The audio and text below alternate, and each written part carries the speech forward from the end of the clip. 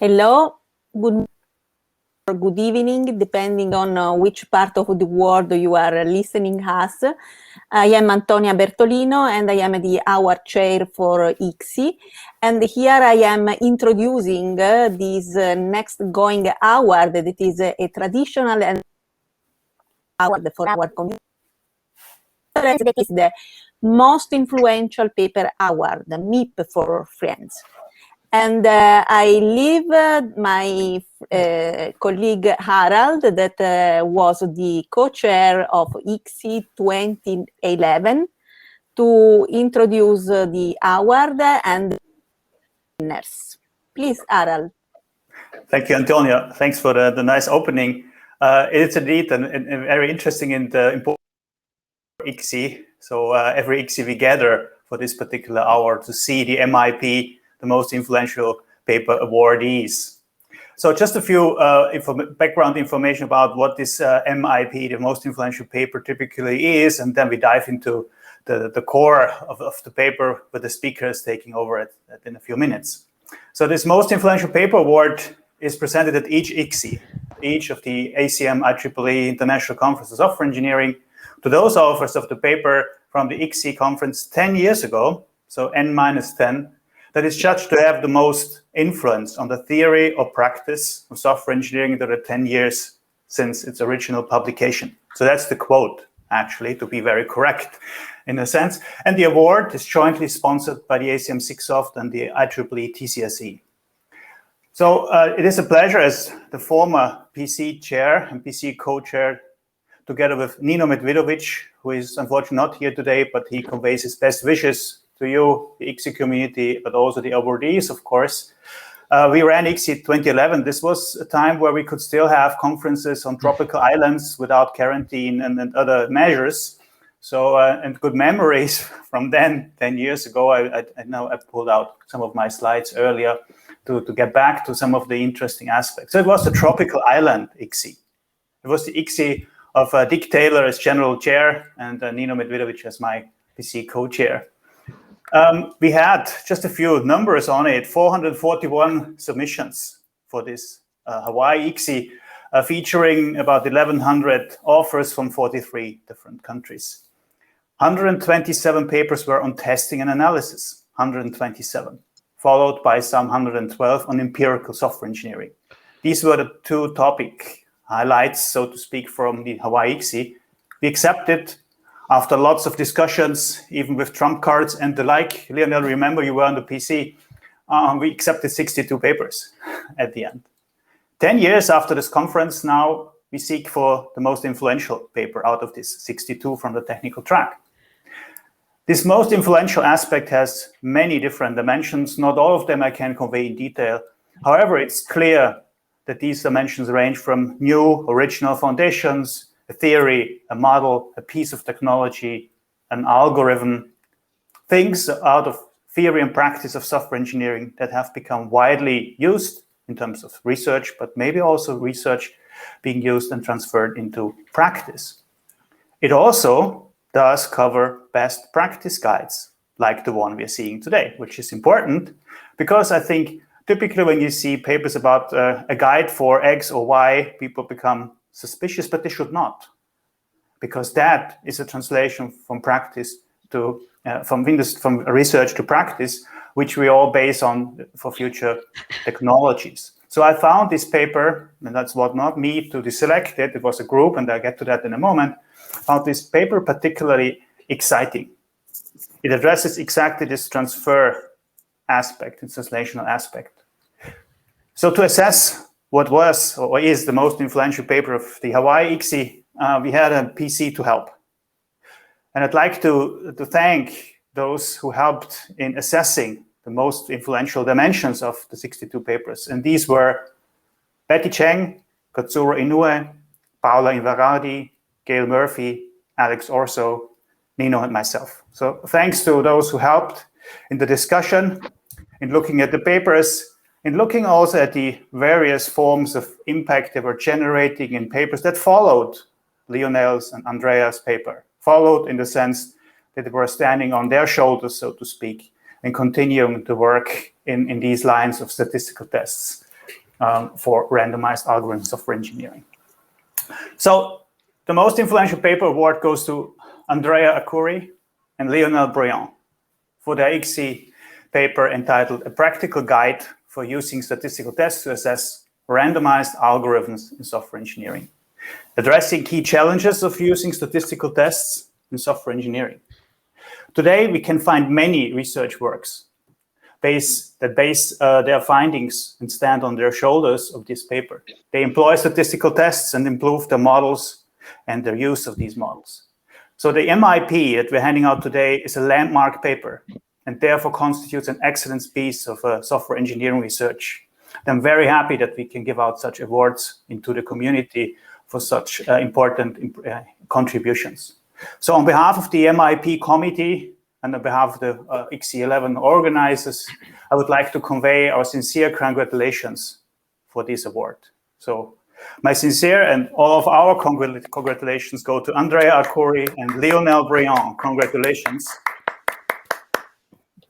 So may I ask Andrea and Lionel to hold up the plaque? Of course, we have sent them on before the conference so that they can have it in time.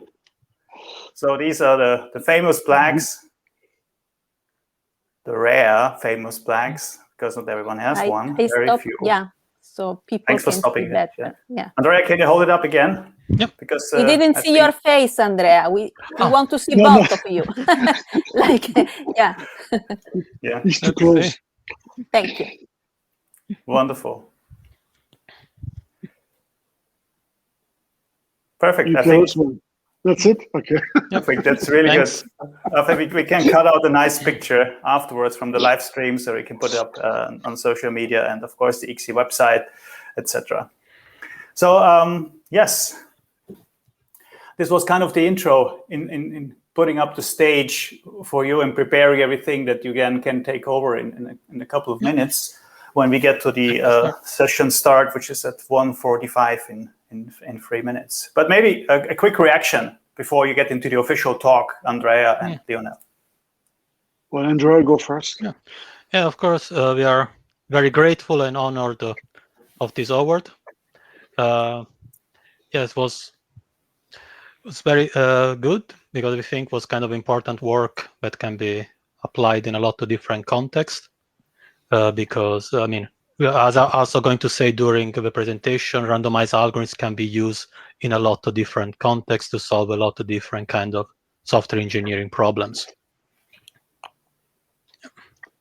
Well, on my side, of course, I want to thank Harald, Antonia, and Eno, the MIP selection committee, for granting me this award for the second time.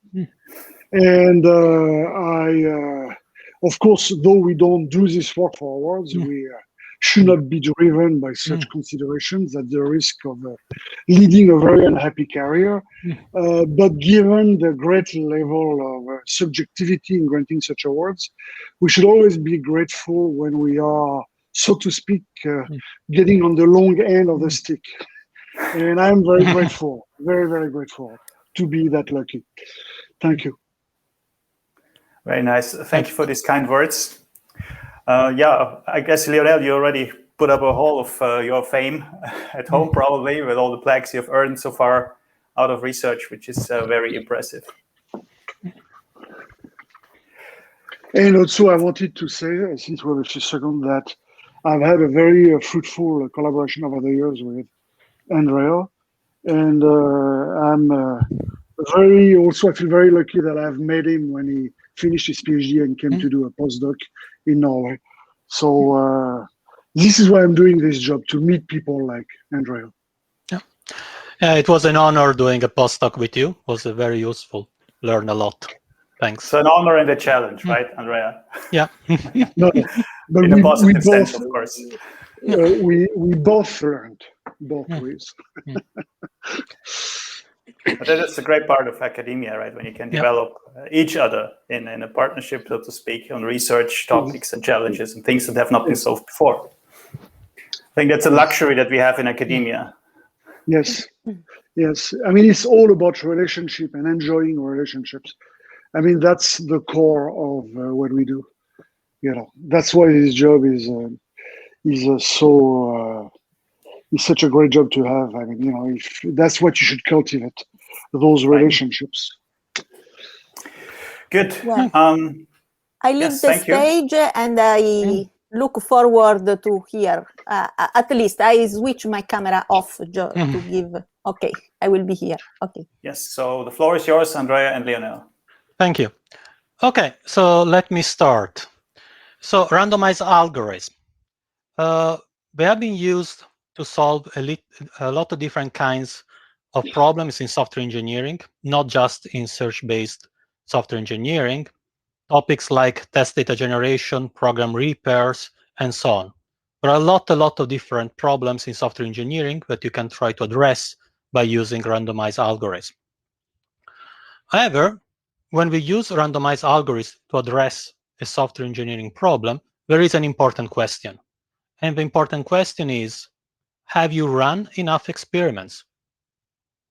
Which is not necessarily obvious, because let's say that you want to compare two techniques, A versus B, your novel technique against the current state of the art.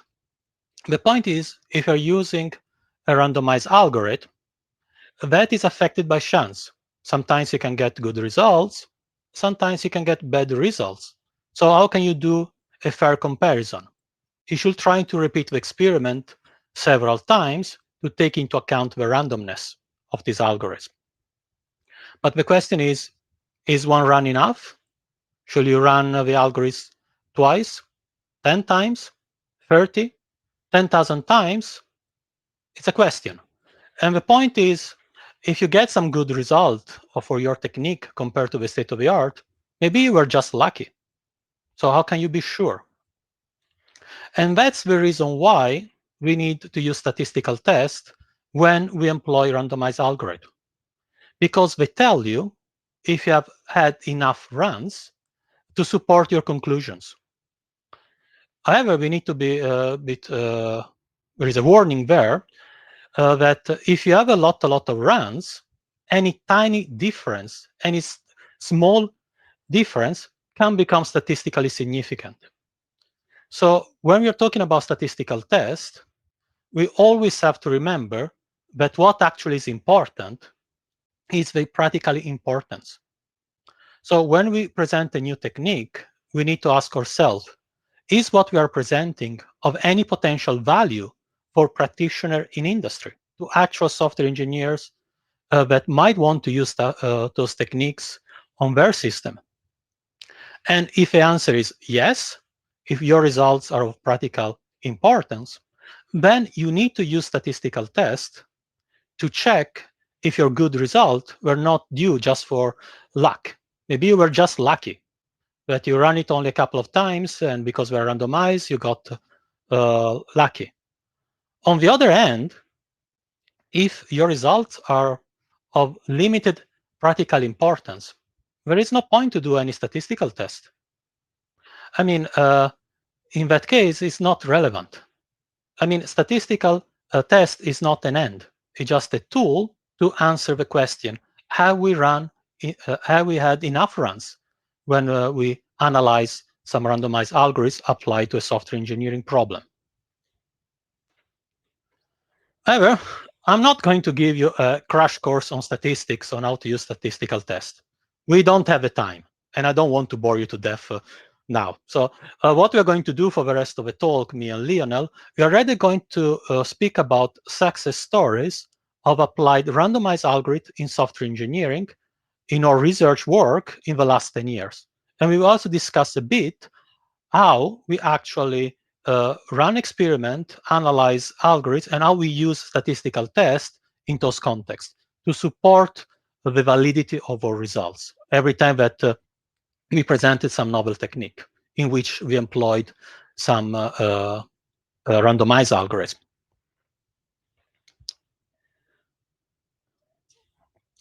So the first one, before I start with the first one, one clarification is that here, when I'm talking about practical significance, the discussion is much longer. There is a lot of things that will need to be discussed. It's much more complex than just few slides that I presented.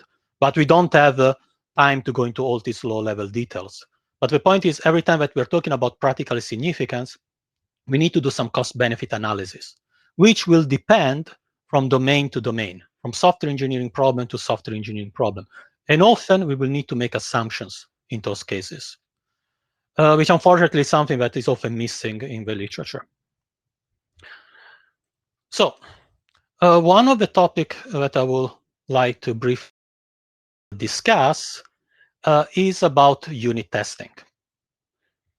In the past, I've been working on using randomized algorithms to solve the problem of automatically generating unit test cases. And I've been working on a tool like EvoSuite, which is a tool that is used to automatically generate test cases. And all of the tools that I've been working on in my career, we release as open source. Like, for example, here on GitHub, where practitioner can actually download and use those tools on their systems. So EvoSuite was a collaboration with Professor Gordon Fraser and many others people that have contributed throughout the years. Tool to automatically generate unit tests, targeting Java software with the goal of generating JUnit files, with goals like maximizing code coverage. So trying to generate test cases that cover as much as possible of the classes in those systems. And we use search-based software testing to address this problem. In particular, we use evolutionary algorithms, which are randomized algorithms. So when we presented this technique, when we evaluate these techniques, of course, we had to run experiment to support the validity of our result, to show that actually EvoSuite was actually working. And of course, when you do experiment on unit testing, we need Java classes. And you can use tens of thousands of Java classes for the experiment, because it was kind of easy to find Java classes to run experiment. For example, you can use open source repository, like at that time, 10 years ago, it was SourceForge. Nowadays, it is mainly GitHub. So finding SUT, system under test, for this problem domain was very easy. So we use tens of thousands of classes. Plus, of course, we also use actual industrial system, not only open source project. However, when there is this large selection of SUTs that we can use, there is a question. What is the trade-off between the number of SUTs, number of classes that we can use for the experiment, and the number of times that we need to repeat the experiments to take into account the randomness of this algorithm, the randomness of evolutionary algorithms, like, for example, genetic algorithms.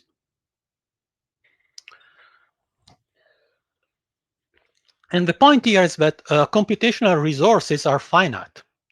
I mean, you can run experiments on a laptop, or you can run experiment on a cluster of computers, but still, the amount of resources that you have is finite. And so there is a trade-off.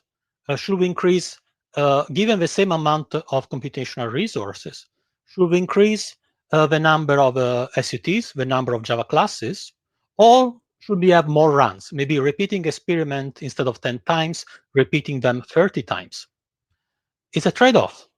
And the point is, if we use more Java classes, we can get more general results. However, if we increase the number of runs, then we can look into in details on specific instances and compare different techniques on specific instances. So there is a trade-off here. And there is no right answer here. It all depends on the kind of research question that you're going to address. So that was one of the challenges when we dealt with doing experiment on unit testing. However, another important topic that I've been working on was on testing of web services, system testing level. So again, all tools that we've been working on have been open source and available online, because we want practitioners to use them and not just publish papers. So one tool that I've been working on for the last 5 years is, which again is available on GitHub. So EvoMaster is targeting at the moment a RESTful API, RESTful web services. Is doing system testing, so no unit testing. We are still generating JUnit file, but here is system testing. So how does a JUnit file look like? A test case is going to be a sequence of HTTP calls over a TCP socket, plus also generating data directly into SQL databases if a web service is using a SQL database. And we still use evolutionary search, evolutionary algorithms, like genetic algorithms.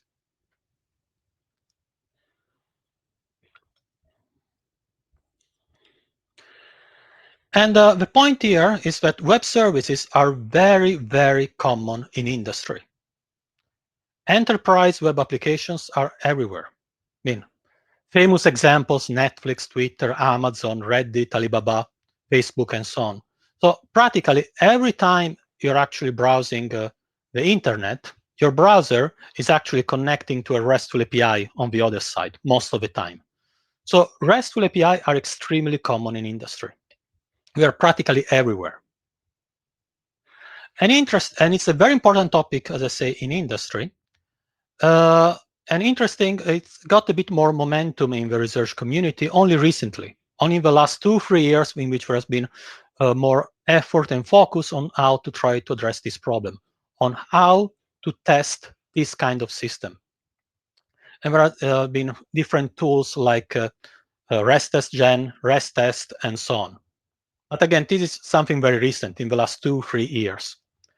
Interesting, right now, EvoMaster is actually the only one that is doing white box testing, that is actually doing analysis of the source code to try to achieve a better result, like higher code coverage or finding more faults. And then, of course, this is a very different context from unit testing. And there are challenges when we want to run experiment to check and evaluate if our techniques, if what we are presenting is actually giving good results. Because already a huge difference is that system testing is much more expensive to run. I mean, when we were running an experiment on EvoSuite on a Java class, we were taking 2 minutes. On system testing, we are talking about hours. And of course, as I was saying before, computational resources are finite. So when you go from minutes to hours, then it's getting a bit more challenging. And another challenge was that although RESTful API are widely used in industry, it wasn't so easy to find open source projects that were RESTful API, at least in 2016, when we started.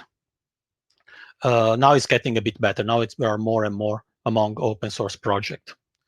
And then, of course, you can do industry collaborations, work directly with industry, apply your technique on actual system in industry, and we did.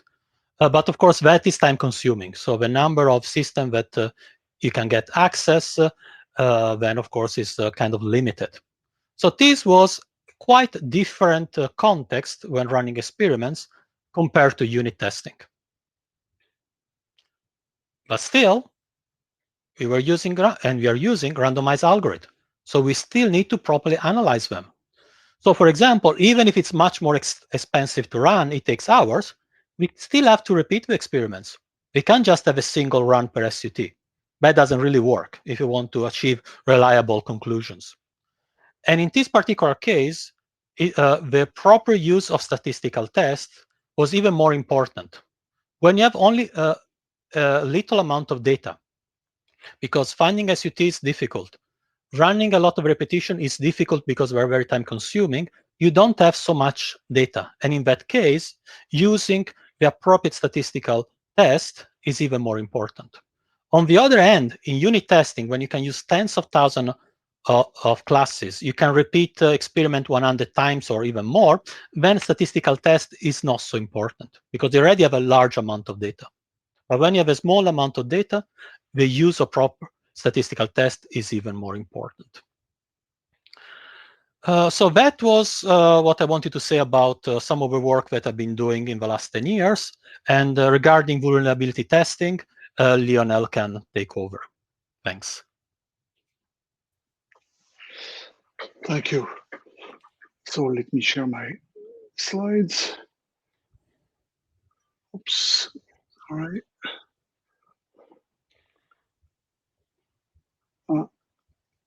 Okay, so that's how it works, the entire screen. Okay. Sorry. Up. Here we go. Does that work? Yep. All right. So I'm also going to present two areas of research where I made use of the guidelines in that MIP paper, and where I made extensive use with a number of other colleagues of multi-heuristic search, or what Andrea called evolutionary search. And so one area where I've made ample use of that, along with colleagues such as Andrea and Fabrizio Pastore and Annibale Panicella, among others, is vulnerability testing.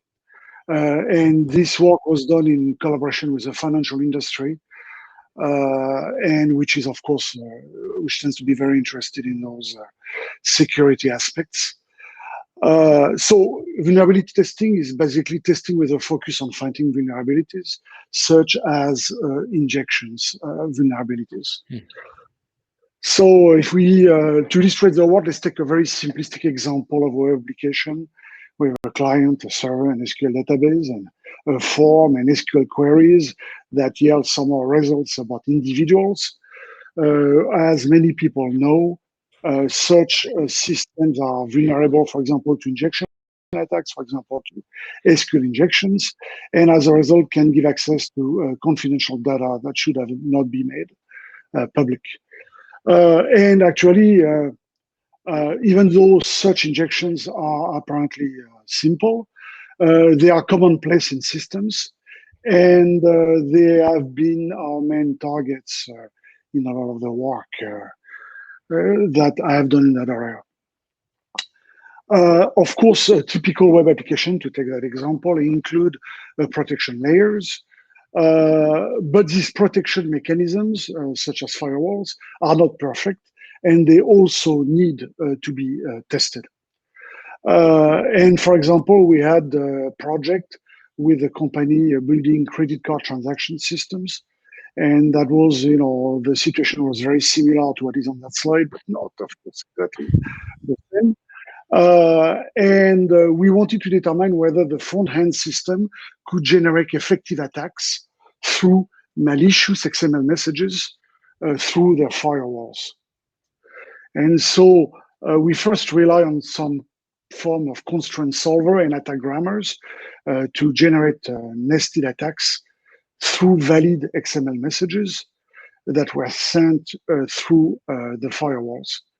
And those malicious XML messages became our test targets. And then here comes the search. We use meta-heuristic search in order to explore the input space of the front-end system in order to determine whether or not it could generate malicious XML messages. And that turned out to be pretty effective. But from a more general standpoint, in that area of research, automated and effective vulnerability testing is needed and possible. That was one of the conclusions. Several protection layers need to be automatically tested, as I've shown before. And meta-heuristic search plays a key role in providing effective guidance in input spaces to detect high-risk attacks. But also, we found it extremely useful to effectively repair, for example, firewalls or rule sets in firewalls. Another area where with colleagues such as Shiva Nejati, Fabrizio Pastore, and Claudio Menghi and others I've been working in are cyber physical system and testing cyber physical system. We've been doing a lot of work, and again, I'm just going to use one short, simple example. But it was another area where we made extensive use of meta-heuristic search, all kinds of such techniques. And here, well, you know what a cyber physical system is, but here is an example, an automated emergency braking system. And as you can tell, those systems basically interact with the physical world and through sensors and cameras. So for example, here, a sensor determines an object position and speed. And then once an object is detected in the field of view of the car, then a specific camera with dedicated software decides whether or not there is a pedestrian in the field of view of the car, or whether that object is a pedestrian, and then sends appropriate commands to a brake controller, for example. So in general, this is part of what people call advanced driver assistance systems, and that's the way they typically look. Another thing which is important in creating those systems is that they rely on machine learning components. So all those decision components and controlling components or components in the perception and control layer are increasingly machine learning based, and even more often now deep learning based. And this, of course, has an impact on their testing because those components have no code and no specifications. Their behavior is entirely driven by learning. And that's something that, in fact, makes search-based techniques even more useful, because we don't even have specifications to guide us in test generation. This is an example of a project with an automotive company that we did. Here it was testing via physics-based simulation. In such cyber-physical system, a lot of testing tends to take place based on such simulators for obvious practical and safety reasons.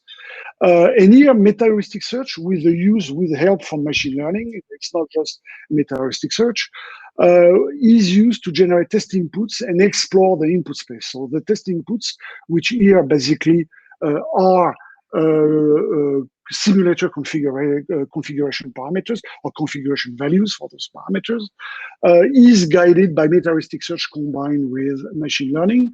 The goal of using meta-heuristic search is actually to find worst-case scenarios and also to characterize high-risk scenarios for safety analysis. And here is an example of with a lane keeping system where the car, for example, leaves the road when executing a particular test scenario based on simulation. So in summary, in that domain, cyber-physical systems play a critical role in many application domains, as we know.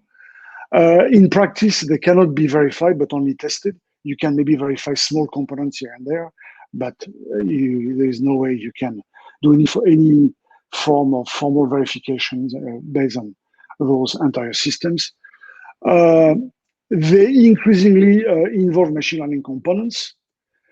Testing involves, to a large extent, simulation, but also sometimes hardware in the loop until the ultimate stages. When you do in-road testing or in-orbit testing for satellites, for example. Simulation-driven testing, including ML aspect, can effectively be tackled by meta-heuristic search, and we have seen that again and again, not alone, sometimes combined with constraint solvers, sometimes combined with machine learning, but it's always a key element of the solution. And scalability is a significant issue. I mean, similar to what Andrea said for testing web services, it is the case here as well, especially when you have simulation in the loop or hardware in the loop. You can imagine that test cases are extremely expensive because those physics-based simulations are computationally expensive. And also safety engineering is a challenge because, of course, many of the CPS are safety critical. And how do you do safety engineering with a sufficient level of confidence, especially when the system includes machine learning components. All right. So now let me get back to concluding on the topic of that talk in general after going through those two examples of important application of meta-heuristic search. To get back to the topic, there are, of course, many general guidelines for empirical software engineering. There are good books, good papers. However, very often in a given problem area, like the one we have presented here, you need specific guidelines. from an empirical standpoint. And so that you can expect every paper to comply with those guidelines. And this is very important because otherwise, if you don't have that, it makes it very hard to converge towards a usable body of knowledge. For example, things like meta-analysis becomes difficult, if not impossible. And I have actually a recent example where we did a survey of the use of machine learning for test case prioritization and selection. And basically, though there are many papers, we are not able to draw many conclusions because of that lack of guidelines and that lack of consistency from paper to paper, or lack of completeness sometimes as well in what is being reported. And this, of course, inherently limits the impact of research by definition. When you cannot converge towards a usable body of work over time, impact is severely affected. And in a way, just to finish this presentation, our MIP paper addressed the above, but for the specific case of the evaluation of randomized algorithms, such as testing techniques. Thank you very much.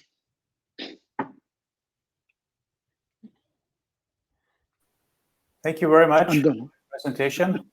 Andrea and Lionel, we were listening very carefully to the many reflections, actually, that were very useful, I think. And I think the chat is open now for questions from the audience. I saw we have more than 114 participants over here, which is lovely. So please, if you want to ask a question, just dash it into the chat. While I start off with a question from my perspective, I think the point that you made, Lionel, at the very end, guidelines for various techniques, so to speak, meta-heuristic search, ML usage, testing, etc. I think, are we producing few guidelines so that the field is too open for, let's say, different grounds or unclear grounds, so to speak, for assessing works? My experience, but Andrea can also comment after that. My experience is that each time I start a new area of work, of course, the first thing I do is that I go through the literature, and I do a survey, and I try to draw conclusions from what exists.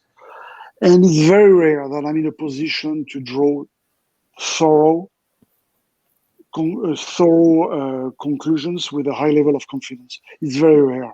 In my most recent experience, I was not even able to reproduce the results of the main papers in the area with the software of the authors. So, but this is another issue. I guess it's an issue of reproducibility. But in general, even if I just look at the results of the papers, I gave the example of the application of machine learning for test prioritization and selection. It's extremely complicated to draw any solid conclusion on which you can build. There are some, but it's very limited, even when you have 50 papers that have been published on the topic. So I find that a little bit worrisome for the reasons I've mentioned on the slides, because it will inherently limit our impact. So we have a question from the chat. Do you guys see that, Andrea and Lionel? Yeah. It's, from Aitor. I don't, but yeah. Okay. Yeah, I can start to answer it. Maybe you want to repeat the question first. Oh, yes. Congrats, Andrea and Lionel, for this great talk. It really had an influence during my PhD and helped me better understand how to perform experiments. I'm recently seeing an increasing trend towards using Bayesian statistical techniques in empirical software engineering as an alternative to traditional statistical tests. Should the community using randomized algorithms start to use this technique, or should we keep using traditional statistical tests? So yes, I've heard about, of course, about Bayesian statistical techniques, but I never had the time to dig into the details. So I'm not one to express a judgment on something that I'm not 100% sure. However, the few times that I tried to read about it, I was a bit skeptical, because if I understood it correctly, it starts by the researcher from making some assumptions. And then all the statistical, the bias and analysis were starting from that assumptions. But in the line of works that I did, on test data generation with randomized algorithms, I've seen so many weird behavior, so many strange things that I would have never thought about before, that making assumptions, pre-assumptions in that context, I'm not so sure. But as I say, I haven't studied in detail, so I'm not want to say something wrong here. I just that I'm a bit skeptical, so I've never been digging into details. I've read those papers very carefully, and they are very interesting. I mean, the main papers on that topic, recent papers in TSE, and they're very, very interesting papers and very thought-provoking. And what I, of course, like Andrea said, you have to make assumptions. These are called priors in Bayesian statistics. But it's not always a problem. But what I find very interesting with those approaches, though, is that they facilitate a great deal meta-analysis. Meta-analysis in a Bayesian context is very natural. You keep building on previous results, and hopefully you converge somewhere. So I find those techniques to be extremely interesting with that respect. But again, we lack practical experience in using them. Because if you look at those papers, even though they're very well written and they're very interesting, and I praise the authors of those papers for doing that work, the examples in those papers are kind of simple, and relatively trivial even. And we need more experience. But I would encourage, of course, anybody to try those techniques and report on their experiences. Okay, good point. Thank you. While we are talking, the audience, please, you can also add more questions into the chat. We're going to pick them up. I'd like to touch base on one thing, that is this translation to industry. Lionel, and your lab here and there, you're doing a lot of work with industry. You mentioned several, there's finance industry, and you mentioned CPS with partners. So how is this translation out of the many research experiences that you've had and project experiences with industry in order to explain basically what the technology that you're putting at the table is ensuring or enabling for the industrial partner? Okay, I hope I understood the question correctly, but if not, interrupt me. Okay, first, what I want to say is that having those research collaborations in industry, of course, does not always result into a positive impact for the industrial partner. Why? Because there are many other factors. You can do a very good job, you can find a great solution to a real problem, but then after that, there are many organizational and political factors, typically, in a company. So you are not always successful. But there are many other ways in which collaborations are useful and valuable. First, usually the value is in the interactions. You learn a lot from your industry collaborators, understand the problems, your research is more relevant, your research is focused on relevant problems, so you do useful research. And at the same time, your partners learn a lot from you, and somehow this disseminates within the organization. So those interactions have value in themselves, independently of whether or not you are successful at changing the organization and at introducing your solution in the organization. But in the end, such successful collaboration, the most successful ones, is when we manage to establish long-term relationships, when somehow we be the research center of the company we work with. We become the R&D branch, if you will. For example, in the automotive domain, I and my colleagues have worked for 8 to 9 years now. And this is probably, those are the most fruitful, of course, collaborations. Same thing in the satellite domain, working with 8 to 9 years now. So you have to, again, cultivate those relationships. But the value is not just somehow managing to transfer what you do, but it's in the interaction and in what you learn from each other. So in terms of these guidelines that you mentioned also on the conclusion slide, I think it's also kind of important, I guess, to be able to explain what the technology that research brings up can actually bring to the company in translating, let's say, the notion of the work. You combine ML and layer-wise testing in these kind of settings, and meta-analysis, etc., which is often very hard to grasp in the complexity, right? And this translation probably also needs some kind of guidelines. Yes.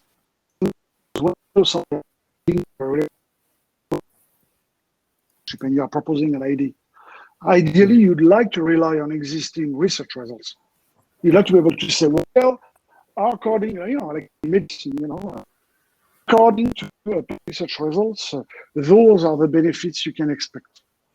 But the problem is that very often conclusions you can draw from the published body of work are very limited or negative, actually. Like statistical fault localization, in the end, we are not even sure that it works. So after 150 papers, so of course, then when you have nothing to tell people about and trust, that makes it more difficult, of course. Yes. You have to do a lot of hand. Yeah. Right. So there's a question for Martin Klintz, and then go back to Ari's question, but Martin's probably is closely related now to what we are talking about. When considering the insight you gained in the past 10 years, would you make any changes to your guidelines from 2011? Oh, yes. Yes, wonderful. Yes. Which? Yes, of course. No, because the guidelines, when you, of course, apply them. That's why the earlier question on Bayesian analysis, we should start applying it, we should start trying it, and then we should report on it. But on examples that are a bit more complex than the ones that are used in the papers.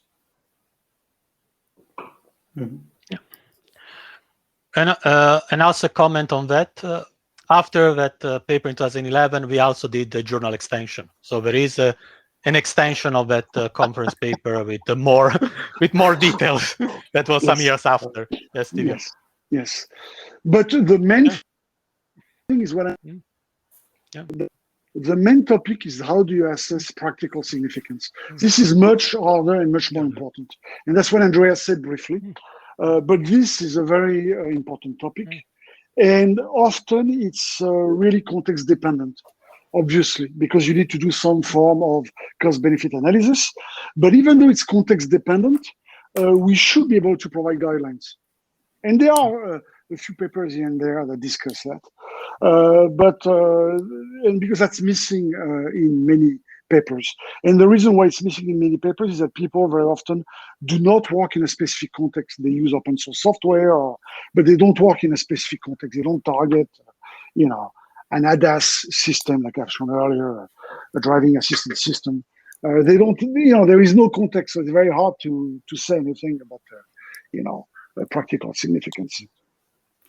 So I would try to get back a question from Ari. Maybe Andrea, you want to pick it up because it addresses your part of the presentation? Yes, Andrea had the following great question on a slide. Are your results of any potential value for practitioners in industry?